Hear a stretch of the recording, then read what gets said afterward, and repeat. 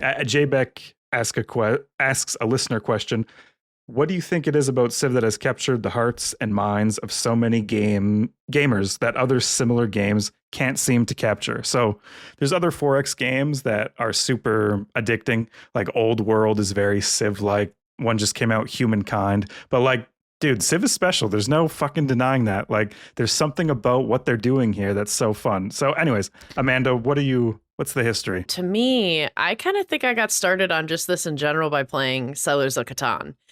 And that kind of led into Civ 5. I don't know why I didn't play so many of the other ones before. You know, I feel like I might have played a little bit of Civ 3 or 4, but not much. It's super hazy with the memory on that one. But I think where Civ really shines in comparison to a lot of other RTSs or even Catan is that it really toes the line so well between history and fantasy. There's like so much lore and so much story there, and like a good chunk of it accurate as well. Like they usually adhere pretty well to the historical, I guess, vibe of each civilization and things like that. So there is anything that you're kind of curious about, you can end up going down a deep dive of looking at that in history. But then there's a lot of room for fantasy and customization and creativity because in a way it's your civilization and how you're expanding it. And so I think previous games have done like a pretty good job of dancing that line, but I really also love the direction that Civ 7 has gone with, really shaking it up each time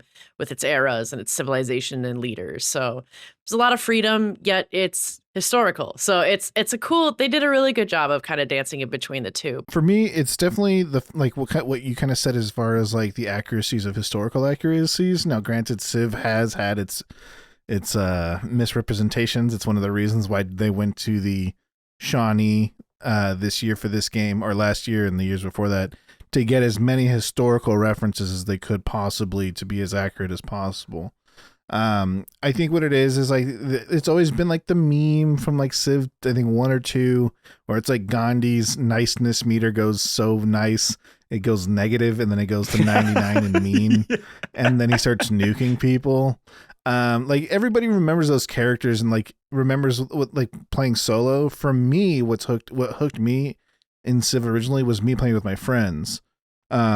I played a little bit of Civ before that, like literally like 10 hours before my friends had it.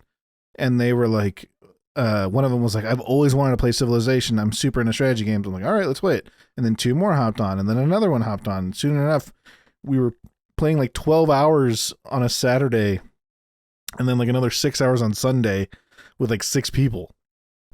And that really fuels your, like your want to play the game more. So like every Civilization after 5, because 5 was my first official game, every Civilization after 5, we've always kind of dipped our toes and played the game and things like that. What you mentioning playing with your friends makes me realize that your hours are probably skewed more perhaps multiplayer, and you have lots of multiplayer experience where I don't. I've only played like a handful of Civ 5 games multiplayer that I can remember.